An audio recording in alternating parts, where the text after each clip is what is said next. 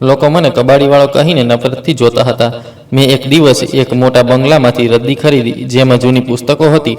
હું ઘરે આવીને તે પુસ્તકો અલગ અલગ કરી રહ્યો હતો, તો એક પુસ્તકની અંદરથી જૂના જમાનાના બોન્ડ્સ નીકળ્યા હતા।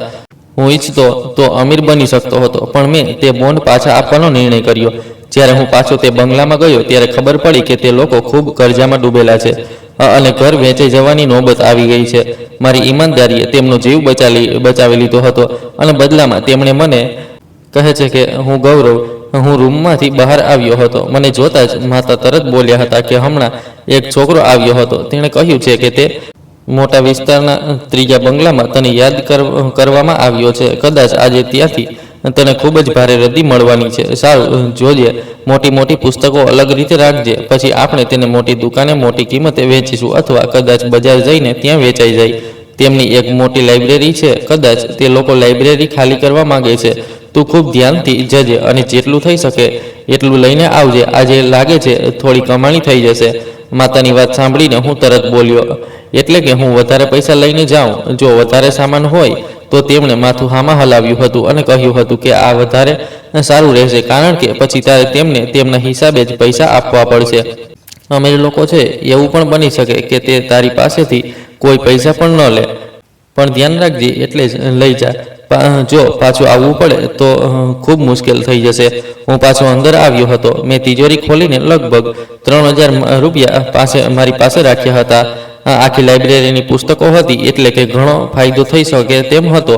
માતાએ મને બેસાડીને પોતાની સાથે નાસ્તો કરાવ્યો હતો। માતા કહેવા લાગ્યા કે બેટા, હંમેશા ઈમાનદાર રહેજે, ક્યારેય કોઈની સાથે કોઈ ભૂલ ન કરતો અને ન ક્યારેય કોઈને છેતરતો, જેનાથી તારું નુકસાન થાય અને તેમનો ભરોસો તારા પરથી ઉઠી જાય। હું માતાની વાતો સાંભળતો હતો અને ખૂબ સમજતો હતો। મારી માતા હંમેશા મને એવી જ વાતો શીખવતા હતા જેનાથી કોઈને નુકસાન ન પહોંચી શકે। હું નાસ્તો કરીને તરત જ મારી સાયકલ બહાર કાઢવા લાગ્યો હતો। આજે મારી પાસે બાઇક હોત તો મને કેટલી સરળતા થઈ જાત, પણ દરેક મુશ્કેલીની સાથે સરળતા હોય છે। હું હંમેશા આ કહીને પોતાને સંભાળી લેતો હતો। સાયકલ લઈને હું હમણાં બહાર આવ્યો જ હતો જ્યારે અચાનક પડોશના અંકલ મને જોતા બોલ્યા કે કેટલું કમાઈ રહ્યો છે? મોટા મોટા ઘરોમાંથી તને ફોન આવવા લાગ્યા છે, મોટા પૈસા આપતા હશે, ઓછામાં ઓછી એક બાઇક તો લઈ લે। કબાડી છે તો શું થયું? એક સમય આવશે મોટો પૈસો કમાઈશ। આ શું તું સાયકલ પર ફરતો રહે છે? તું થાકતો નથી સાયકલ ચલાવતા ચલાવતા? જો તારી પાસે બાઇક હશે તો તને એટલી પરેશાની પણ નહીં થાય, તું આરામથી ક્યાંય પણ જઈ શકીશ।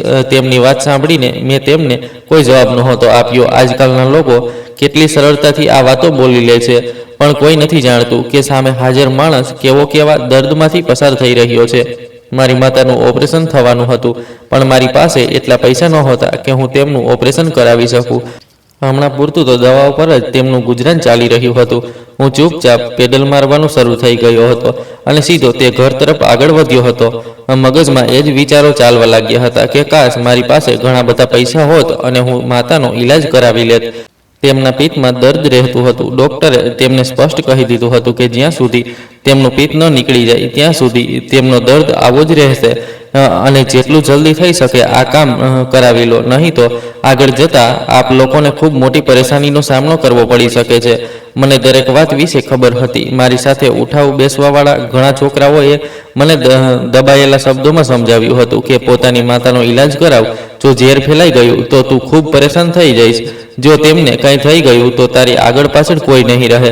તારે જેટલું જલ્દી થઈ શકે તેમનો ઈલાજ કરાવવો જોઈએ, જેથી તે જલ્દીથી જલ્દી ઠીક થઈ શકે અને તારો સાથ આપી શકે।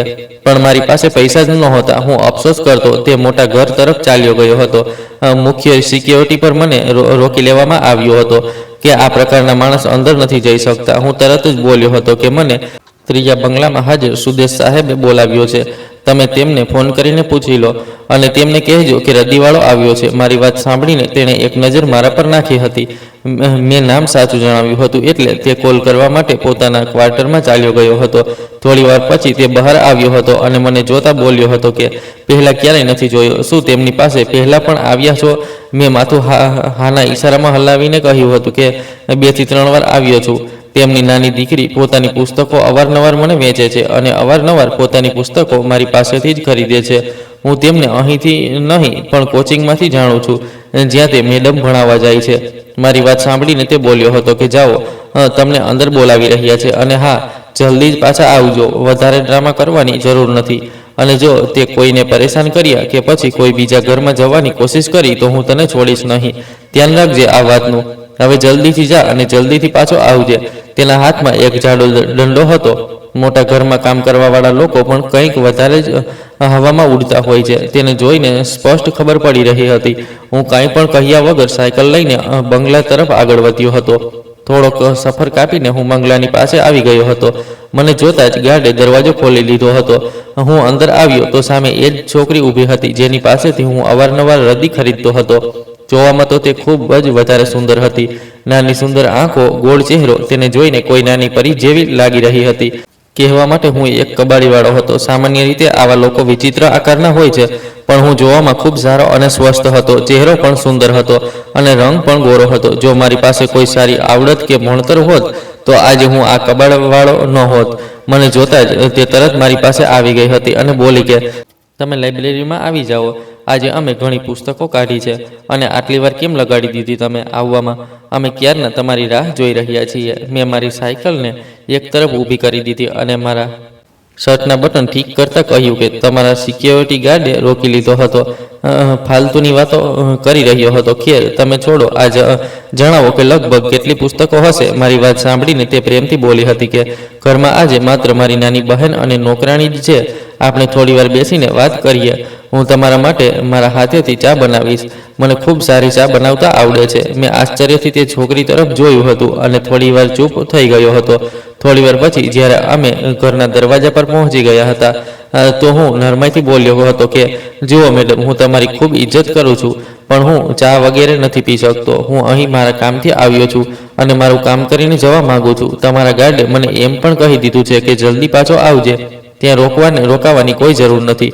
જો હું અહીં રોકાયો તો તે મને છોડશે નહીં.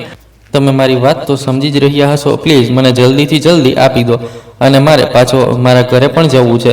મારી વાત સાંભળીને તે બોલી હતી કે તમારે આ વસ્તુની ચિંતા કરવાની બિલકુલ જરૂર નથી. હું તેનું મગજ મારા પિતાજી પાસે ઠીક કરાવી દઈશ.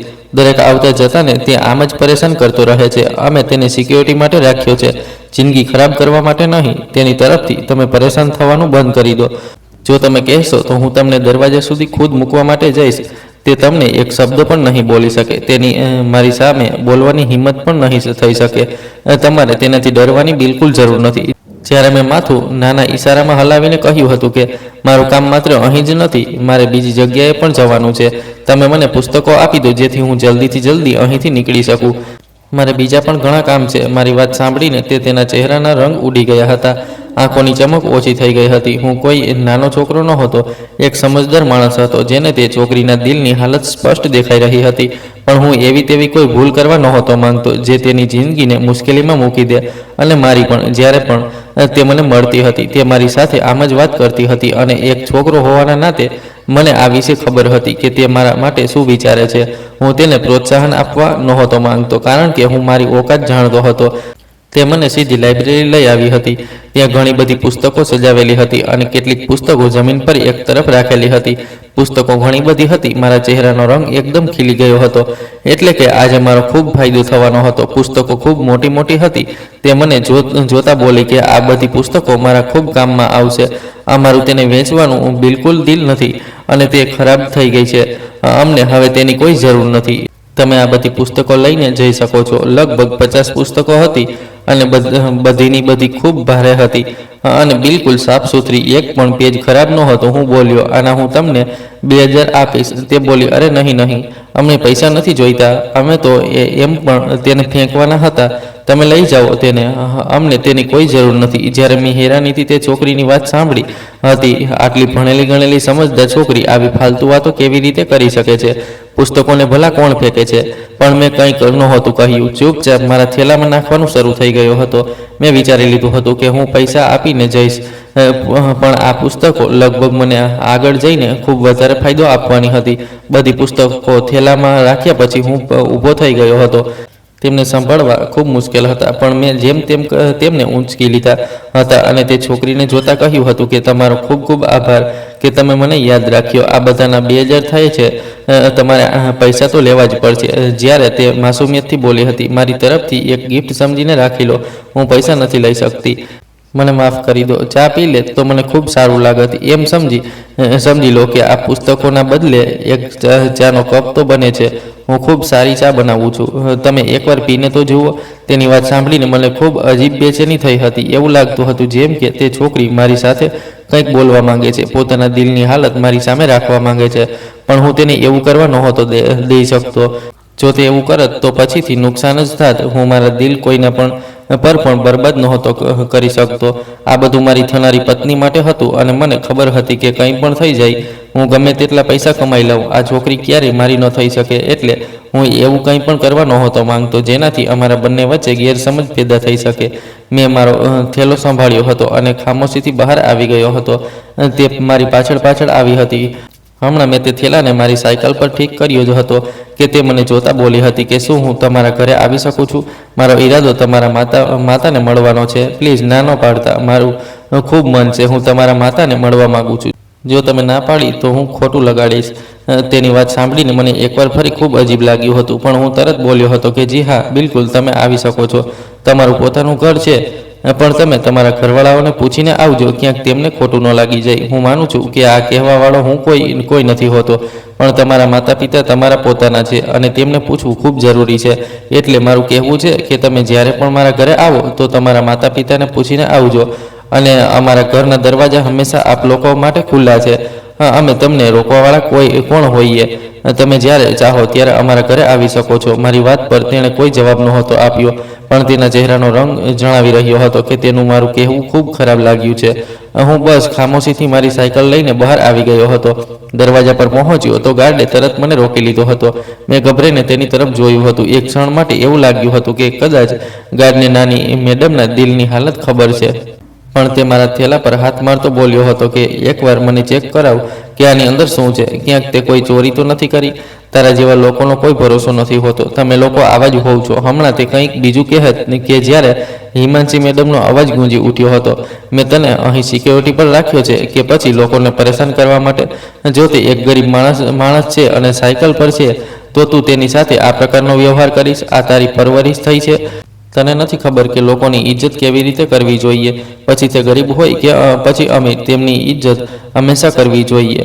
તને બિલકુલ શરમ નથી આવતી કોઈને આવું કહેતા? તેણે તરત માથું ઝુકાવીને કહ્યું, મેડમ, આવા લોકો ચોરી ખૂબ કરે છે અને ખબર પણ નથી પડતી, એટલે હું તેમનો થેલો ચેક કરવા માંગતો હતો, બસ, બીજી કોઈ વાત નથી. હિમાંશી એકવાર ફરી ચીસો પાડી હતી, જેટલું તને કહ્યું છે એટલું જ કર. આગળથી જો તે આ રીતે ગૌરવને રોક્યો તો યાદ રાખજે કે મારાથી ખરાબ કોઈ નહીં હોય. આગળથી તેની સાથે આવો વ્યવહાર ન થવો જોઈએ, નહીં તો હું તને નોકરીમાંથી કાઢી મૂકીશ અને તને ક્યાંય પણ નોકરી નહીં મળી શકે. આ કહીને તેણે મારી તરફ જોયું હતું અને ઈશારાથી જવાનું કહી દીધું હતું. જ્યારે હું મારી સાયકલ લઈને મારા ઘર તરફ આગળ વધ્યો હતો, તેનું મારા માટે લડવું મને ખૂબ સારું લાગ્યું હતું, પણ મેં મારા દિલને કંટ્રોલ કરીને ત્યાંથી નીકળી આવ્યો હતો. રસ્તાભર પણ મારા મગજમાં આ જ બધું ચાલી રહ્યું હતું કે શું ખરેખર તે મારા માટે બની છે?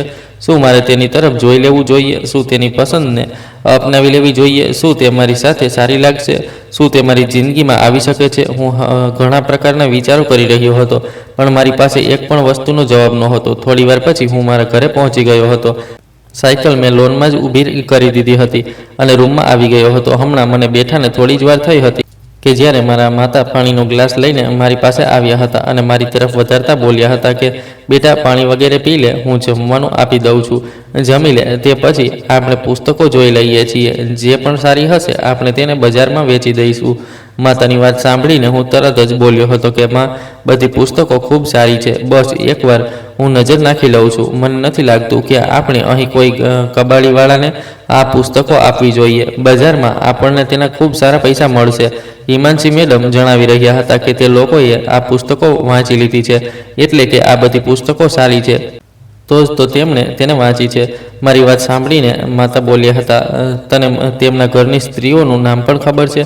મારી આંખો સામે હિમાંશી મેડમનો તે ચહેરો લહેરાયો હતો, જે અવારનવાર તેમનો મને જોઈને થઈ જતો હતો. હું ઈચ્છતો હતો કે હું મારા માતાને જણાવું કે ત્યાંની સ્ત્રી મારા માટે શું વિચારે છે, પણ મેં એવી કોઈ પણ વાત નહોતી કરી જે કોઈ સ્ત્રીની ઇજ્જતને ખરાબ કરી દે.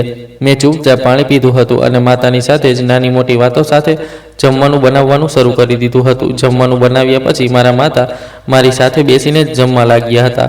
તે મારા સિવાય જમતા નહોતા. અમે બંને સાથે બેસીને જ હંમેશા જમતા હતા. તે મારાથી ખૂબ વધારે પ્રેમ કરતા હતા.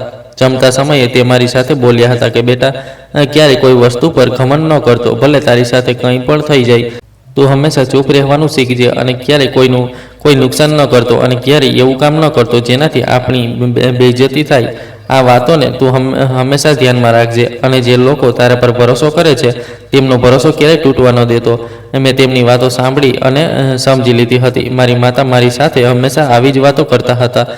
તે મને હંમેશા સમજાવતા રહેતા હતા કે એક માણસે કેવો હોવો જોઈએ. હવે હું રૂમમાંથી બહાર આવી ગયો હતો. મેં બધી પુસ્તકો થેલામાંથી કાઢીને ત્યાં સજાવી દીધી હતી. હું 5મા ધોરણ સુધી ભણેલો હતો એટલે પુસ્તકોનો થોડો ઘણો અંદાજ મને પણ હતો. હું જમીન પર બેસી ગયો હતો અને હવે પુસ્તકો ખોલીને જોવા લાગ્યો હતો. કેટલીક પુસ્તકો વચ્ચેથી ફાટી ગઈ હતી, કેટલીકની હાલત ખૂબ વધારે સારી હતી અને કેટલીક તો એવું લાગતું હતું જેમ કે હાથ પણ ન લગાડવામાં આવી હોય. મેં એક અંગ્રેજીની પુસ્તક ખોલી હતી. તેમાં ફરીથી પેજ પલટાવ્યું હતું જ્યારે અચાનક એક લિફાફો મારા હાથમાં આવ્યો હતો. મેં લિફાફા ખોલીને જોયું હતું કે તેની અંદર શું છે. મેં તે ખોલ્યો હતો. તેની અંદરથી એક કાગળ નીકળ્યો હતો. મેં તેને કાઢી લીધો હતો. હું વધારે ભણેલો તો નહોતો પણ થોડું અંગ્રેજી અને હિન્દી સમજી શકતો હતો. મેં જ્યારે તે કાગળ ખોલ્યો તો તે કંઈ બીજું નહીં પણ જૂના જમાનાના કોઈ ગવર્મેન્ટ બોન્ડ્સ હતા. મારા મગજમાં હિમાંશી મેડમના દાદા સાહેબ આવ્યા હતા જે ગવર્મેન્ટ ઓફિસર હતા, એટલે કે આ તેમના જ હતા, પણ તે હવે આ દુનિયામાં નહોતા રહ્યા. મારા દિલમાં એકદમ લાલચ પેદા થયો હતો. માતા મારી સામે બેઠા હતા, મને સવાલભરી નજરોથી જોઈ રહ્યા હતા. મેં બસ ખામોશીથી આ બોન્ડ્સને એક તરફ મૂકી દીધા હતા અને હવે બિલકુલ સામાન્ય અંદાજમાં પુસ્તકો જોવા લાગ્યો હતો. જ્યારે અચાનક મારા માતા મને જોતા બોલ્યા હતા કે શું વાત છે બેટા, એવું શું મળ્યું છે આમાં જે તે મારાથી છુપાવી લીધું છે? શું તું તારી માતાને નહીં જણાવે? તેમની વાત સાંભળીને હું ખૂબ ખરાબ રીતે ગભરાઈ ગયો હતો અને તેમને જોતા બોલ્યો હતો કે અરે માં, આમાં કંઈ પણ નથી, બસ ફાલતુ કાગળ છે એટલે એક તરફ મૂકી દીધો, પછી શાંતિથી જોઈશ. તમે મને તે પીળો પુસ્તક ઊંચકીને આપો.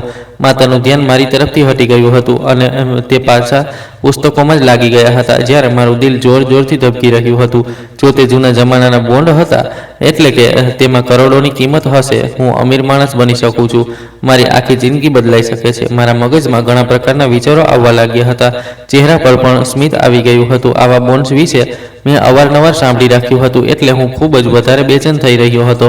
લગભગ અડધા કલાકનું કામ કર્યા પછી હું ત્યાંથી ઊભો થઈ ગયો હતો અને તે કાગળ લઈને મારા રૂમમાં બંધ થઈ ગયો હતો. મારા માતા પડોશના ઘરે ચાલ્યા ગયા હતા. મારું દિલ જોરથી ધડકી રહ્યું હતું. ખૂબ મુશ્કેલીથી કમિટીના પૈસાથી મેં એક મોબાઈલ ફોન ખરીદ્યો હતો અને હવે હું તે બોન્ડને ગૂગલ કરવા લાગ્યો હતો. થોડી જ વાર પછી જે પૈસા મારી સામે આવ્યા હતા તેને જોઈને મારા હોશ ઉડી ગયા હતા. તે કોઈ સામાન્ય બોન્ડ નહોતા પણ કરોડોના બોન્ડ્સ હતા. પાકું હિમાંશી મેડમના દાદાએ જ તેમના બાળકો માટે રાખ્યા હશે. મને અફસોસ થવા લાગ્યો હતો કે શું હું ખોટું કરી રહ્યો છું? ક્યાંક તે લોકોને આ બોન્ડની જરૂર હોય. પણ મેં તરત જ માથું ઝટકી દીધું હતું. તેમને કેવી રીતે હોઈ શકે? તે આટલા અમીર લોકો છે, આટલા પૈસા, આટલું મોટું ઘર છે અને આટલો મોટો બિઝનેસ છે, ગાડીઓ છે. તેમને આની કોઈ જરૂર નથી. આની જરૂર મને છે. હું મારું ઘર ખરીદીશ, ગાડી લઈશ, બિઝનેસ કરીશ અને પછી હિમાંશી મેડમ સાથે લગ્ન કરી લઈશ. હું આ પૈસા તેમને નહીં પાછા આપું. આ મારા ખૂબ કામમાં આવશે. મેં મારી જે ઈચ્છાઓ આજ સુધી દબાવી રાખી હતી હું તે બધાને પૂરી કરીશ. મારું ઘર બનાવીશ અને મારા માતાને તે ઘરમાં લઈને જઈશ. હું મારા માતાની જિંદગી સુધારીશ, તેમનો ઈલાજ કરાવીશ, તેમને સ્વસ્થ બનાવીશ અને પછી આ કામ થયા પછી હું મારો સંબંધ લઈને હિમાંશી મેડમના ઘરે જઈશ અને તેમની સાથે જ લગ્ન કરીશ. મારા મગજમાં ઘણા પ્રકારના વિચારો આવવાના શરૂ થઈ ગયા હતા. દિલ ખુશીના માર્યા ઝૂમી ઉઠ્યું હતું. મેં વિચાર્યું હતું કે હું મારા માતાને જણાવી દઈશ, પણ હું આ વાતથી અજાણ હતો કે ઉપરવાળાએ મારા માટે શું વિચારેલું છે. સમય ધીમે ધીમે પસાર થતો જઈ રહ્યો હતો. મને માતાની રાહ જોવા લાગી હતી. 1 કલાક વીતી ગયો હતો. આંખો હવે થાકથી બંધ થવા લાગી હતી. હું પલંગ પર માથું રાખીને ઊંડી ઊંઘમાં સૂઈ ગયો હતો. મને કંઈ ખબર નહોતી પડી. હમણાં હું ઊંઘમાં જ હતો જ્યારે અચાનક મને એવું મહેસૂસ થયું કે જેમ કે કોઈ મને બોલાવી રહ્યું છે. મેં ધ્યાનથી જોવાની કોશિશ કરી તો એવું લાગ્યું જેમ કે મારા માતા ઊભા છે અને તે મારી સાથે જ વાતો કરી રહ્યા છે. મેં વધુ ધ્યાનથી જોવાની કોશિશ કરી હતી. તેમનો અવાજ મારા કાનથી ટકરાયો હતો. જિંદગીમાં સંજોગો આપણને દરેક વખતે મોકો આપે છે અમીર થવાનો અને ગરીબ રહેવાનો. આ આપણા ઉપર હોય છે કે આપણે શું પસંદ કરીએ છીએ. પણ ઉપરવાળો આમાં પણ બે રસ્તા બનાવે છે, એક સચ્ચાઈનો અને એક બુરાઈનો. હવે આ આપણા પર હોય છે કે આપણે તેમાંથી કયો રસ્તો પસંદ કરીએ છીએ. શું આપણે સચ્ચાઈનો રસ્તો પસંદ કરી શકીએ છીએ અને ઇજ્જતની રોટલી કમાઈએ છીએ, કે પછી બુરાઈનો રસ્તો પસંદ કરીએ છીએ અને પોતાની નકલી દોલત બનાવી લઈએ છીએ. આ તારા પોતાના હાથમાં છે. જો આજે તું કોઈનો સામાન તેને પાછો આપીશ, ઉપરવાળો તને ખૂબ મોટું ઇનામ આપશે. આ તારા માટે એક ટેસ્ટ છે. જો તું આને પાસ કરવા માંગે છે તો બીજા માણસને તેનો સામાન પાછો આપી દે. મારા માતા કંઈક બીજું પણ કહી રહ્યા હતા જ્યારે અચાનક મારી આંખ ખુલી ગઈ હતી. હું ઊંડા વિચારમાંથી બહાર આવ્યો હતો. હેરાન થઈને હું મારી જગ્યા પર બેસી ગયો હતો. પરસેવાથી મારો આંખો ચહેરો ભીંજાવા લાગ્યો હતો. આ મેં શું જોઈ લીધું હતું? મને કંઈ સમજાઈ નહોતું રહ્યું. મારા માતા તો હમણાં પડોશમાં ગયા હતા. મેં તો તેમને હમણાં આ વિશે કંઈ જણાવ્યું પણ નહોતું. પણ હું સમજી ગયો હતો કે મારા માતા ખૂબ સારા સ્ત્રી હતા, એટલે તેમણે મને પહેલાં જ જણાવી દીધું, જેથી હું ક્યારેય આવું ન કરું. મારા માતાએ મને ખૂબ પ્રેમથી મોટો કર્યો હતો. 5 વર્ષ પહેલાં મારા પિતાજી આ દુનિયામાંથી ચાલ્યા ગયા હતા, જેના પછી મારે કબાડીનું કામ કરવું પડ્યું હતું. હું થોડીવાર સુધી બિલકુલ શાંત થઈને જમીન પર બેઠો રહ્યો હતો અને જેવો હું હોશમાં આવ્યો હતો, મેં તે જ બોન્ડ મારા હાથમાં લીધા હતા. એટલે કે મારા માતા મને સમજાવવા માંગતા હતા કે આ તારા નથી, આ તારી પાસે કોઈ બીજાની અમાનત છે, તેને પાછી આપી દે. જો તું આવું નહીં કરે તો ઉપરવાળો તને કંઈ પણ નહીં આપે. હા, હું ગરીબ હતો, પણ હું ઈમાનદાર પણ જરૂર હતો.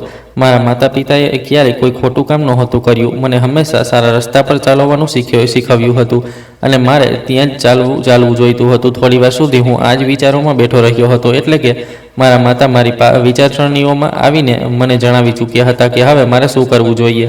પછી મેં તે બોનને મારા છાતીએ લગાવીને આંખો બંધ કરી લીધી હતી અને મારા માતા વિશે વિચારતા કહ્યું હતું કે માં, તમે બિલકુલ સાચું કહી રહ્યા છો. હું ક્યારેય મારા માટે બુરાઈનો રસ્તો નહીં પસંદ કરું, પણ સચ્ચાઈનો રસ્તો મારા માટે પસંદ કરીશ. અને આ અમાનત જેની છે, હું તેના સુધી તેને પહોંચાડી દઈશ. મને સારી રીતે ખબર પડી ચૂકી છે કે હિમાંશીના દાદા ગવર્મેન્ટ ઓફિસર હતા. આ બોન્ડ્સ તેમના જ છે અને હવે તેના પર તેમના બાળકોનો હક છે, મારો નહીં. હું હવે મારા માતાની રાહ જોયા વગર વોશરૂમમાં ગયો હતો અને નહાઈ ધોઈને કપડાં બદલીને બહાર આવી ગયો હતો. જો તેમના દિલમાં આવ્યું તો તે આ બોન્ડ મને પાછો આપી શકે છે, અને જો નહીં તો પછી આ તેમની અમાનત છે અને તેમના હાથમાં જ હોવી જોઈએ. આમ તો તે લોકો ખૂબ જ વધારે અમીર છે. મને થોડો ઘણો વિચાર હતો કે તે લોકો મને આ પાછું આપી દેશે, પણ મેં છતાં કોઈ લાલચ નહોતી કરી. મેં વિચારી લીધું હતું કે હું આ તેમને દરેક હાલતમાં પાછું આપીશ. આજે હું હિમાંશીના પિતાજી અને તેમના ભાઈને મળવાનો હતો, એટલે જાણી જોઈને મેં મારો નવો સૂટ પહેર્યો હતો, જેમાં હું ખૂબ જ વધારે સુંદર લાગી રહ્યો હતો. ઉપરવાળાએ સુંદરતા ગરીબ માણસને પણ આપી છે અને અમીરોને પણ. બસ કિસ્મતની વાત હોય છે. અમીર પાસે જો સુંદરતા આવી જાય તો તે ઘમંડી થઈ જાય છે, અને એક ગરીબ પાસે સુંદરતા આવી જાય તો તે સાદગીમાં રહેવા છતાં પણ ખૂબ સારો લાગે છે. હું બહાર આવ્યો. માતા હવે આવી ચૂક્યા હતા અને મને તૈયાર જોઈને અને આ કપડામાં જોઈને આશ્ચર્યથી બોલ્યા હતા કે શું વાત છે બેટા, ક્યાં જવાની તૈયારી થઈ રહી છે? તેમની વાત સાંભળીને હું નરમાઈથી બોલ્યો હતો કે માં, હું એક કામ માટે જઈ રહ્યો છું. તમે ઘરે જ રહેજો અને જો પાછળથી કોઈ આવે તો પુસ્તકો વગેરે ન આપતા. આપણે બજારમાં જઈશું. હું બસ થોડી વાર આવું છું. મારે ખૂબ જરૂરી કામ છે. જો મેં આ કામ ન કર્યું તો કદાચ મારાથી ખૂબ મોટી ભૂલ થઈ જશે. તમે પ્લીઝ મારી વાતોનું ધ્યાન રાખજો, ઘરેથી ન જતા, અને આ પુસ્તકોનું ધ્યાન રાખજો. અમે આવતા જ બજારમાં જઈશું. જેવો હું આગળ વધવા લાગ્યો હતો, માતાએ મારો હાથ પકડી લીધો હતો અને મને જોતા બોલ્યા હતા કે કંઈ વાત થઈ છે? એવું પણ શું છે આ કાગળમાં જે તે છુપાવેલું છે અને હવે અચાનક જઈ રહ્યો છે? શું તું તારી માતાને નહીં જણાવે? તું તારી માતાથી હવે વાતો છુપાવવા લાગ્યો છે? મારા માતાનું મગજ ખૂબ જ વધારે તેજ હતું. તે સરળમાં સરળ વાતમાં પણ અસલી વાત શોધી લેતા હતા. હું તેમને જણાવવા માંગતો હતો, પણ મારા દિલમાં વિચાર આવ્યો હતો કે એવું ન થાય કે મારા માતાનું દિલ તૂટી જાય. મારા માતાએ મને વિચારોમાં જણાવી દીધું હતું કે આ તેની અમાનત છે, તેને પાછી આપી દે. જો મેં માતાને જણાવ્યું અને તેમનું દિલ તૂટી ગયું તો પછી હું કંઈ નહીં કરી શકું. હું ભૂલ કરવા નહોતો માંગતો. હું ક્યારેય નહોતો ઈચ્છતો કે હું કોઈની સાથે એટલી મોટી ભૂલ કરું જેનું નુકસાન મારે આગળ જતા ભોગવવું પડે. એટલે હું તેમને બહાનું આપતા બોલ્યો કે વધારે કંઈ નથી. મારો એક મિત્ર છે, તેનું ભણતર પૂરું થઈ ચૂક્યું છે. તેની તેની જ પાર્ટી આપી રહ્યો છે. હું જઈ રહ્યો છું, બસ થોડી વારમાં આવી જઈશ. તમે પરેશાન ન થતા. હોઈ શકે છે કે અમે બંને આજે જ બજાર જઈએ. આ કહીને હું હવે રોકાયો ન હતો. મને ખબર હતી કે જો હું રોકાઈ જાત તો તે મારી પાસેથી બધું સત્ય કઢાવી જ લેત. હું સીધો તે મોટા વિસ્તાર તરફ આગળ વધ્યો હતો જ્યાંથી હું આજે તે રદ્દી ઉઠાવીને લાવ્યો હતો. દિલના ધબકારા ખૂબ તેજ થઈ રહ્યા હતા. મગજમાં અજીબ અજીબ વિચારો આવી રહ્યા હતા, પણ મેં દરેક વિચારને ઝાટકી દીધો હતો. હું માત્ર અને માત્ર ઇન્સાફના રસ્તા અને સચ્ચાઈના રસ્તા પર ચાલવા માંગતો હતો. હું મારી જિંદગીમાં એવું કોઈ પણ કામ કરવા નહોતો માંગતો કે મર્યા પછી મારા આત્માને શાંતિ ન મળી શકે. હું ક્યારેય કોઈની સાથે કંઈ ખોટું કરવા નહોતો માંગતો જેનાથી તેને નુકસાન પહોંચે, મારી વજહથી કોઈને ઈજા પહોંચે. હું નહોતો ઈચ્છતો. હું દરવાજા સુધી પહોંચ્યો તો સિક્યોરિટી ગાર્ડે કંઈ પણ કહ્યા વગર દરવાજો ખોલી લીધો હતો.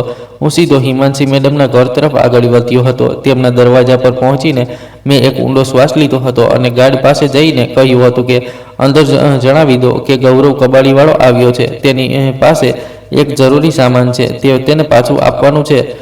તેમને કહેજો કે ખૂબ જ વધારે જરૂરી વાત છે. મેં પૂછ્યું, શું ઘરની અંદર વડીલો આવી ગયા છે? મારી વાત સાંભળીને ગાર્ડે મને એવું જોયું અને બોલ્યો હતો કે તારી પાસે તે લોકોનો શું સામાન છે?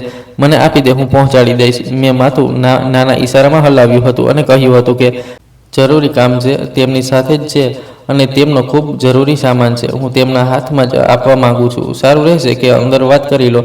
કહેજો કે પુસ્તકોમાંથી કંઈક મળ્યું છે, તે સમજી જશે. જ્યારે ગાર્ડે હવે અંદર ચાલ્યો ગયો હતો અને થોડી વાર પછી આવીને બોલ્યો હતો કે હિમાંશી મેડમે કહ્યું છે કે તમે અંદર આવી જાઓ, પણ હમણાં મોટા સાહેબ નથી આવ્યા. તેમની વાત સાંભળીને મેં કોઈ જવાબ નહોતો આપ્યો, બસ તેની સાથે જ અંદર ચાલ્યો ગયો હતો. તે મને સીધો ડ્રોઈંગ રૂમમાં લઈને આવ્યો હતો.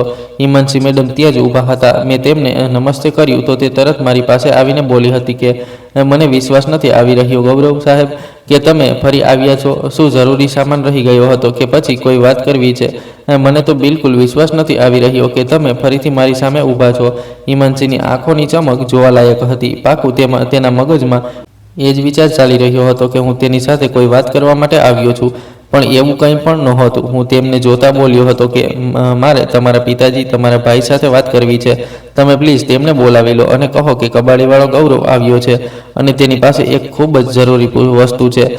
તમે જલ્દી ઘરે આવી જાઓ, મારે પણ નીકળવાનું છે. મારી વાત સાંભળીને તે બોલી હતી કે બધું ઠીક તો છે ગૌરવ, એવી પણ શું જરૂરી વસ્તુ છે જેના માટે તમે આટલા પરેશાન થઈ રહ્યા છો? તમે મને જણાવો. તે હવે ખૂબ નોર્મલ દેખાઈ રહી હતી. કદાચ તેને સંજોગોનો અહેસાસ થઈ ગયો હતો.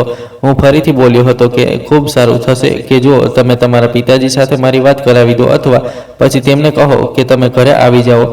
તે મને જોતા બોલી હતી કે આજે પિતાજીની ખૂબ જરૂરી મીટિંગ છે. તમને ખબર છે કે અમે ખૂબ વધારે પરેશાન રહેવા લાગ્યા છીએ, દેવામાં ખૂબ અંદર સુધી ડૂબેલા છીએ. પિતાજી ઇન્વેસ્ટમેન્ટ માટે જ ગયા છે. અમને આ સમયે ખૂબ નુકસાન થયું છે, પણ હું ફોન કરીને તેમને જણાવી દઉં છું કે તમને કોઈ જરૂરી કામ છે. આ કહીને તે ચાલી ગઈ હતી. જ્યારે હું મારી જગ્યા પર હેરાન ઊભો રહી ગયો હતો. આ મોટું ઘર, મોટી ગાડીઓ હોવા છતાં પણ તે લોકો આટલા પરેશાન હતા. મને હવે મારા પર ગુસ્સો આવવા લાગ્યો હતો. મને પોતાનું ખરાબ લાગવા લાગ્યું હતું કે મેં એક ક્ષણ માટે પણ મારા દિલમાં લાલચ કેમ પેદા કર્યો હતો. કાશ હું આવું ન કરત. મેં ખુદને ખૂબ દાંટ્યો હતો અને પોતાને વચન આપ્યું હતું કે આગળથી હું ક્યારેય કોઈ બીજાની વસ્તુ જોઈને દિલમાં લાલચ પેદા નહીં કરું. અને આસમાન તરફ જોઈને મેં ઉપરવાળા પાસે માફી માંગી હતી. અને પછી મેં મારા માતા વિશે વિચાર્યું હતું, જેમણે મારા વિચારોમાં આવીને પણ મને સીધા રસ્તા પર ચાલવાનું જણાવ્યું હતું. મને ભટકવા નહોતો દીધો. થોડી જ વાર પછી હિમાંશી આવી હતી અને મને જોતા બોલી હતી કે પિતાજી થોડા હેરાન છે, પણ અડધા કલાક સુધી આવી રહ્યા છે. જો તમે કહો તો હવે હું તમારા માટે ચા બનાવી શકું છું. તેની વાત સાંભળીને મેં હાના ઈશારામાં માથું હલાવી દીધું હતું. જ્યારે તે હવે ખામોશીથી કિચન તરફ ચાલી ગઈ હતી. મારું દિલ જોર જોરથી ધબકી રહ્યું હતું. શું આ લોકો મને ઇનામ આપશે કે પછી આ મારું કામ લઈને મને બેઇજ્જત કરીને ભગાડી દેશે? પણ કહેવાય છે ને કે જ્યારે તમે કોઈના માટે સારું કરો છો તો ઉપરવાળો તમારી સાથે ક્યારેય ખરાબ નથી થવા દેતો. 10 મિનિટ પછી તે ચા લઈને આવી ગઈ હતી. એક કબાડીવાળાને આવી ઇજ્જત મળવાની શરૂ થઈ જાય. તો તેની જિંદગી જ બદલાઈ જાય છે. મારી હાલત પણ કંઈક આવી જ હતી. તેણે આગળ વધીને મારી સામે ચા રાખી હતી અને ખૂબ જ નરમાઈથી બોલી હતી કે મેં આજ સુધી ક્યારેય ખુદથી કોઈના માટે ચા નથી બનાવી, પણ આજે મેં તમારા માટે ચા બનાવી છે. પીને જણાવો કે કેવી બની છે. એકવાર મેં મારા માતાને બનાવીને પીવડાવી હતી. તેમણે મારી એટલી તારીફ કરી હતી અને ઇનામ પણ આપ્યું હતું. તેમને મારા હાથની ચા ખૂબ પસંદ આવી હતી અને હવે તે હંમેશા મારા હાથની જ ચા પીવે છે. મેં કંઈ પણ કહ્યા વગર કપને મારા હોઠોથી લગાવી લીધો હતો.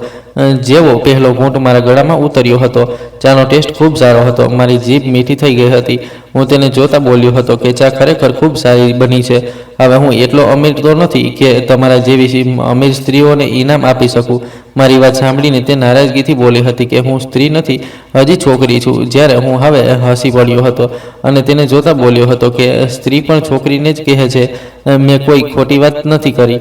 મારી વાત સાંભળીને તે અજીબ અંદાજમાં ખિલખિલાવા લાગીને હસવા લાગી હતી. તેનું આટલું જોરથી હસવું મારી સમજથી બહાર હતું, પણ હું કોઈ પણ એવી વાત કરવા નહોતો માંગતો જેનાથી તેમના દિલની હાલત વધી જાય.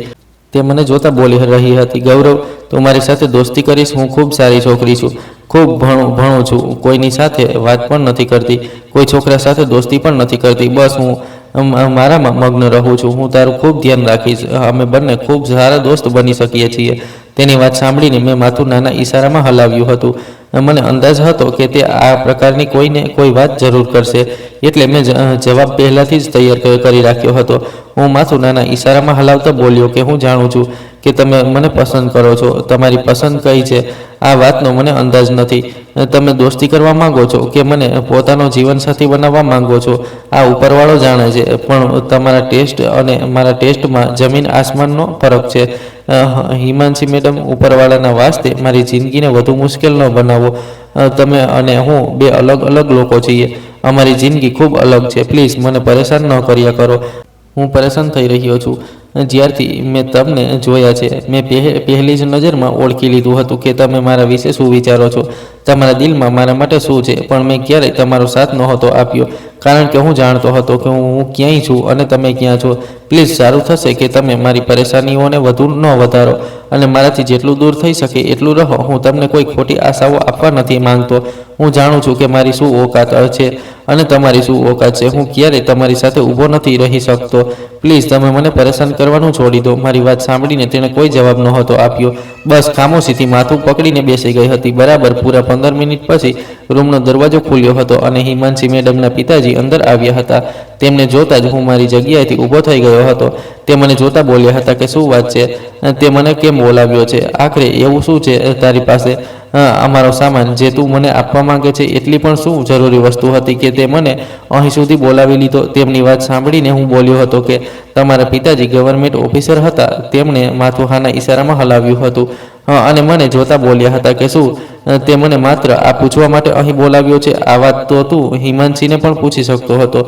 જ્યારે મેં નાના ઈશારામાં માથું હલાવતા બોલ્યો હતો કે અરે નહીં સર, પરેશાની કંઈક બીજી છે.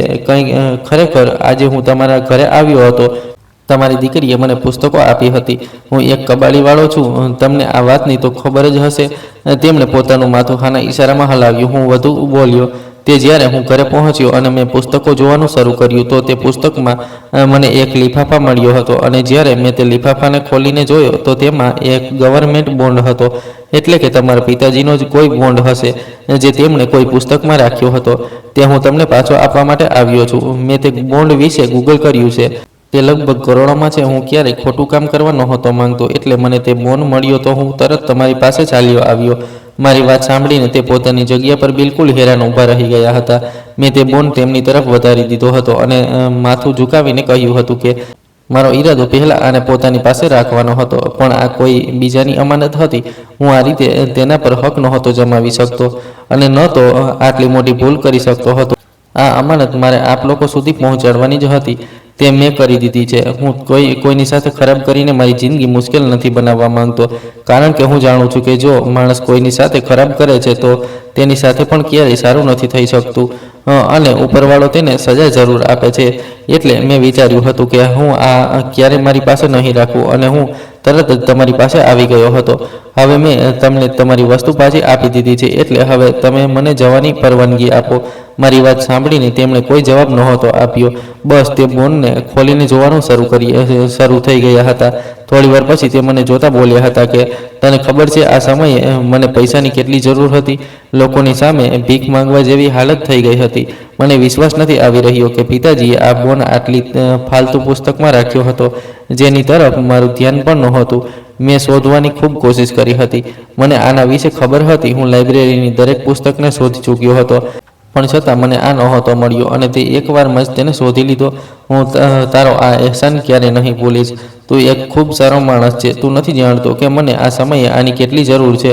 જો આ મને ન મળત તો કદાચ હું આજે રસ્તાઓ પર આવી જાત. મારે મારા પરિવારની સાથે આ ઘરને પણ છોડીને જવું પડત. તું એક ખૂબ જ સારો માણસ છે. તે મારી ખૂબ મદદ કરી છે. ઉપરવાળો તને તેનું ફળ જરૂર આપશે. આ કહેતા જ તેમણે મારા આગળ હાથ જોડી લીધા હતા. જ્યારે મેં તેમનો હાથ પકડીને કહ્યું હતું કે બસ સર, મારા માટે પ્રાર્થના કરજો, અને ક્યારેય મારા માટે કોઈ કામ હોય તો જરૂર જણાવજો. મને જરૂર યાદ કરજો. મને એક સારી નોકરીની જરૂર છે. તમને જો એક સારી નોકરી મારા માટે મળી જાય તો મને જરૂર જણાવી દેજો. હું વધારે ભણેલો તો નથી, પણ મારું મગજ ખૂબ તેજ ચાલે છે. બાકી આપ લોકો ખૂબ સમજદાર છો. મને નોકરીની ખૂબ જરૂર છે. હું એક કબાડીવાળો છું. મારું આમ ગુજરાન નથી ચાલી શકતું. મારા માતા બીમાર છે. તેમનું ઓપરેશન થવું ખૂબ જરૂરી છે. જો તેમનું ઓપરેશન ન થઈ ચૂક્યું તો કદાચ ખબર નહીં શું થઈ જશે. હું બસ તેમને ઠીક કરવા માગું છું અને તેમને એક સારી જિંદગી આપવા માંગુ છું. મારા માતાને મારા માટે ખૂબ કંઈક કર્યું છે. હું પણ તેમનો બદલો ચૂકવવા માંગુ છું. હું પણ તેમને ખુશ જોવા માંગુ છું. જો મારા માટે તમારી પાસે કોઈ પણ નોકરી હોય તો મને જરૂર જણાવજો.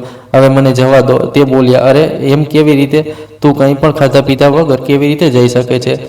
તે અમારું આટલું મોટું કામ કર્યું છે. હું તને જમ્યા વગર નહીં જવા દઉં. તારા જેવા ઈમાનદાર લોકોની જ મને જરૂર છે. હું તને નોકરી પર પણ જરૂર રાખીશ, પણ હાલ પૂરતી મારી પોતાની પરેશાનીઓ ખતમ થઈ જાય. તું બિલકુલ આમ નથી જઈ શકતો. તું જમીને જ જજે. તે મારી ખૂબ મદદ કરી છે અને હું આ વાતને ક્યારેય નહીં ભૂલીશ. આ કહીને તેમણે મને બેસવાનો ઈશારો કર્યો હતો, પણ મેં તેમને ખૂબ ના પાડી અને પછી કહ્યું કે મારે ખૂબ જરૂરી કામ છે. મારે મારા માતાની સાથે બજાર જવાનું છે અને તેમની દવાઓ પણ લઈને આવવાની છે. પ્લીઝ સર, મને જવા દો. હું ફરી જરૂર આવીશ. જો મારા માટે કોઈ કામ હોય તો તમે મને જરૂર જણાવજો. આ કહીને હું તેમના ઘરેથી નીકળી આવ્યો હતો. મને ખબર હતી કે આ લોકો મોટા પોતાનું કામ કરાવીને બીજાને ભૂલી જાય છે, પણ હું જાણતો જ નહોતો કે ઉપરવાળો મને કેવો સમય દેખાડવાનો છે. 2 દિવસ શાંતિથી પસાર થઈ ગયા હતા. માતાએ મને આ દરમિયાન ઘણા સવાલ કર્યા હતા, પણ મેં કોઈનો પણ જવાબ નહોતો આપ્યો. હું મારા માતાને સચ્ચાઈ જણાવીને તેમનું દિલ તોડવા નહોતો માંગતો. તેમનું ખૂબ મોટું સપનું હતું, એક અમીર સ્ત્રી બનવાનું, પણ હું શું કરી શકતો હતો? હું ખુદ પણ લાચાર હતો. મને આ દરમિયાન હિમાંશી મેડમની ખૂબ યાદ આવી હતી. મેં કેવી રીતે તેમના જ મોઢા પર તેમને ના પાડી હતી. તેમના દિલને મારા પગ નીચે કચડી નાખ્યું હતું. પણ હું મારું અને તેમનું સ્ટેટસ જાણું છું, એટલે હું તેમને એવી કોઈ આશાઓ આપવા નહોતો માંગતો જે આગળ જઈને અમને જ નુકસાન આપત. હું જાણતો હતો કે અમે બંને ક્યારેય એક નથી થઈ શકતા. અમારા બંને વચ્ચે જમીન આસમાનનો ફરક હતો. જો હું તેમની સાથે વાત કરી પણ લેત તો મારી જ બેઇજ્જતી થાત. તેમના ઘરવાળા મારા વિશે શું વિચારત? એટલે મેં કોઈ વાત કરવા નહોતી માંગી હતી. 1 અઠવાડિયું વધુ વીતી ગયું હતું અને આજે જેમ દિવસો પસાર થતા હતા તેવો જ દિવસ હતો. મારો ઈરાદો આજે ગલી ફરીને કબાડ ભેગું કરવાનો હતો. હમણાં હું મારા રૂમમાં જ બેઠો હતો જ્યારે મારા ઘરના દરવાજા પર ખટખટાહટ થઈ હતી. દરવાજો માતાએ ખોલ્યો હતો. હું પણ હવે બહાર આવી ગયો હતો. દરવાજો ખોલ્યો તો સામે બીજું કોઈ નહીં પણ હિમાંશી મેડમ અને તેમના પિતાજી અને તેમના માતા ઊભા હતા. હું હેરાન થઈ ગયો હતો કે આટલા અમીર લોકો મારા ઘરમાં કેવી રીતે આવી ગયા. માતા પણ આશ્ચર્યથી મારો ચહેરો જોઈ રહ્યા હતા. હું તરત આગળ વધ્યો અને હિમાંશીના પિતાજી સુદેશ સાહેબે મારી સાથે હાથ મિલાવ્યો અને બોલ્યા કે તું તો આમ ગાયબ થયો કે ફરીને અમારા ખબર પણ ન લીધા. તને ખબર છે કે કેટલી મુશ્કેલીથી અમે તારું એડ્રેસ કાઢ્યું છે. અમે ઘરે તારું એડ્રેસ પૂછતા અહીં આવ્યા છીએ. હવે અંદર પણ નહીં બોલાવીશ શું? મેં તરત કહ્યું કે અરે નહીં સાહેબ, આવો, તમારું પોતાનું ઘર છે. તમે મને જણાવી દેત, હું તમને ખુદ ઘરનું એડ્રેસ આપી દેત. તમારે આટલી પરેશાનીનો સામનો ન કરવો પડત. જ્યારે તે અંદરની તરફ વધતા બોલ્યા હતા કે હવે સગાઈ કરવી છે તો પરેશાની કેવી? કોઈ વાત નહીં થઈ જાય છે. આવો બેસો, મારે તારી સાથે ખૂબ જરૂરી વાત કરવી છે. આ કહેતા જ તેમણે મને સામે ખાટલા પર બેસવાનો ઈશારો કર્યો હતો. હું થોડો હેરાન થયો હતો, પણ ખામોશીથી બેસી ગયો હતો. માતા હજી પણ મને આશ્ચર્યભરી નજરોથી જોઈ રહ્યા હતા. મેં હિમાંશીને જોઈ, તે બિલકુલ ચૂપ બેઠી હતી. થોડીવાર પછી સુદેશ સાહેબ મને જોતા બોલ્યા હતા કે તને ખબર છે, તારી વજહથી આજે હું કેટલી મોટી મુશ્કેલીઓમાંથી બહાર આવ્યો છું. તને ખબર છે, જો તું સમય પર તે બોન્ડ મને પાછા ન આપત તો હું આજે તારી સામે આમ જીવતો ઊભો ન હોત. મારી હાલત ખૂબ ખરાબ હતી. કદાચ હું રસ્તાઓ પર નજર આવત. કરજ મારા ઉપર એટલું થઈ ચૂક્યું હતું કે મેં મરવાનો નિર્ણય કરી લીધો હતો. પણ હવે હું દરેક પરેશાનીથી દૂર થઈ ચૂક્યો છું. બધાનું કરજ ઉતારી દીધું છે. મારા બિઝનેસને ફરીથી સ્ટેબલ કરી દીધો છે અને મેં નક્કી કર્યું છે કે હું મારી દીકરીના લગ્ન કરી દઈશ. મેં માથું હાના ઈશારામાં હલાવ્યો હતો અને તેમને જોતા બોલ્યો હતો કે ઉપરવાળો તમારી વિચારણા પૂરી કરે અને ખૂબ ખૂબ અભિનંદન. તમારી પરેશાનીઓ ખતમ થઈ ગઈ. મારાથી જે થઈ શક્યું તે મેં કર્યું. આમાં કોઈ મોટી વાત નથી. તે તમારી વસ્તુ હતી, તમારા સુધી પહોંચાડવાનું મારું કામ હતું. તે મેં કરી દીધું. તેનું ફળ મને ઉપરવાળો આપશે. તે બોલ્યા કે તને હવે તેનું ફળ મળશે. તે મને કહ્યું હતું કે તારે નોકરી કરવી છે, કોઈ એવી નોકરી જે તારા માટે ફાયદાકારક હોય અને સારી હોય. તારું મગજ ખૂબ ચાલે છે. તું મારા બિઝનેસ વિશે થોડું ઘણું જાણતો જ હોઈશ કે હું કન્સ્ટ્રક્શનનું કામ કરું છું અને મને એક એવા ઈમાનદાર માણસની જરૂર છે જે મહેનતી હોય અને લોકોને ડીલ કરતા જાણતો હોય. તારું કબાડનું કામ છે. તું લોકોને ડીલ સારી રીતે કરી લે છે. બસ હવે તારે ત્યાં મારા મગજને વધુ તેજ ચલાવવાનું છે. હું તારા પર આટલો સમય આપીશ અને તેના સિવાય હું તને મારી દીકરીનો સંબંધ પણ આપવા માંગુ છું. તને એક ઘર આપવા માંગુ છું, એક ગાડી આપવા માંગુ છું. તારી જિંદગીને પૂરી રીતે બદલવા માંગુ છું. તેમની વાત સાંભળીને મેં હેરાનીથી તેમના ચહેરાને જોયા હતો અને માથું નાના ઈશારામાં હલાવી બોલ્યો હતો કે નહીં સર, હું તમારો આ એહસાન નથી લઈ શકતો. જો તમે મને નોકરી આપી રહ્યા છો તો હંમેશા હું તમારો આભાર માનતો રહીશ. પણ હિમાંશી મેડમ ભણેલી ગણેલી છોકરી છે અને મારી પાસે માત્ર આનું નાનું ઘર છે. હું તેમનો જીવન સાથી કેવી રીતે બની શકું? આવું ક્યારેય નથી થઈ શકતું. હિમાંશી મેડમ મારી સાથે ખુશ નહીં રહી શકે. તેમને આરામદાયક વસ્તુઓની આદત હશે, પણ હું કદાચ ક્યારેય તેમને એવી વસ્તુઓ નહીં આપી શકું. હું કોઈ વિચારોની દુનિયામાં જીવવાવાળો માણસ નહોતો. હું સચ્ચાઈને પસંદ કરતો હતો અને સચ્ચાઈને જ અપનાવવાનું જાણતો હતો. તે મને જોતા બોલ્યા હતા કે હા, હું સમજી શકું છું, પણ જ્યારે હું તને સામેથી મારી દીકરીનો સંબંધ આપી રહ્યો છું તો આમાં પરેશાની શું છે? તું તેને ખુશ રાખીશ. જે માણસ આટલો ગરીબ હોવા છતાં પણ આટલો ઈમાનદાર હોઈ શકે છે, તે મારી દીકરી સાથે ક્યારેય કંઈ ખરાબ નહીં કરે. મેં હંમેશાથી વિચાર્યું હતું કે મારી દીકરીના લગ્ન કોઈ મોટા બિઝનેસમેન સાથે કરીશ અને પછી તેમની સાથે મળીને બિઝનેસ કરીશ. પણ મને હવે સમજાયું કે દરેક વસ્તુ બિઝનેસથી નથી થતી. કેટલીક વસ્તુઓ ઈમાનદારીથી પણ થાય છે. મારી દીકરી પણ તને ખૂબ પસંદ કરે છે અને મને અંદાજ છે કે તને પણ મારી દીકરી પસંદ આવી જશે. હું મારી દીકરીની દરેક ઈચ્છા પૂરી કરું છું. હું નથી ઈચ્છતો કે મારી દીકરીની કોઈ પણ ઈચ્છા અધૂરી રહી જાય. હવે બોલ, શું તું મારી સાથે કામ કરીશ? હું થોડી વાર ચૂપ રહ્યો હતો અને પછી મેં મારા માતા તરફ જોયું હતું. તેમના ચહેરાનો રંગ જ બદલાઈ ગયો હતો. ખુશીના માર્યા તેમની આંખો ભીંજાવા લાગી હતી. હું ઈચ્છવા છતાં પણ ના નહોતો પાડી શક્યો અને પછી મેં હા કહી દીધી. મને લાગ્યું હતું કે આ બધું સમય જ હશે, પણ એવું નહોતું. બીજા જ દિવસે તે મને પોતાની સાથે સાઇટ પર લઈ ગયા હતા અને નાની નાની વસ્તુઓ મને સારી રીતે સમજાવવા લાગ્યા હતા. પૂરો 1 મહિનો મારો ખૂબ મૂંઝવણમાં પસાર થયો હતો. મને કંઈ ખાસ સમજાતું નહોતું. બસ મારા માથા ઉપરથી પસાર થઈ જતું હતું. આ 1 મહિના દરમિયાન મારી હિમાંશી સાથે 2 વાર મોબાઈલ પર વાત થઈ હતી. તેણે મને માત્ર એટલું જ કહ્યું હતું કે તારે ગભરાવાની કોઈ જરૂર નથી. જ્યાં સુધી તું સફળ નહીં થઈ જાય ત્યાં સુધી હું હંમેશા તારી સાથે રહીશ.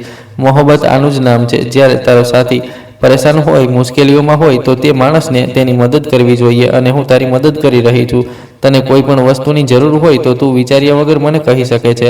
પણ મેં દિલમાં વચન લઈ લીધું હતું કે જ્યારે હું તે છોકરી સાથે લગ્ન કરીશ તો તેનો કોઈ પણ અહેસાન નહીં લઉં, પણ તેને રાણી બનાવીને રાખીશ. જે સ્ત્રીએ મારી ગરીબીને જોતા મને પોતાના માટે પસંદ કર્યો છે તે કેટલા સારા દિલની હશે. આ બધી વસ્તુઓ વિચારતા મેં લગ્ન માટે પણ કહી દીધી હતી.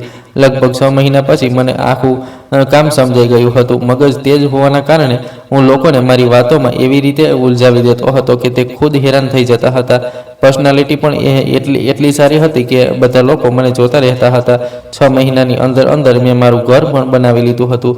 પિતાજીએ જગ્યા ખૂબ મોટી ખરીદી હતી, પણ બસ પૈસા ન હોવાના કારણે હું ક્યારેય તેને બનાવી નહોતો શક્યો. લગભગ 1 વર્ષમાં મેં હિમાંશી સાથે લગ્ન કર્યા હતા. આજે તે મારી પત્ની બનીને મારા ઘરમાં આવી ગઈ હતી.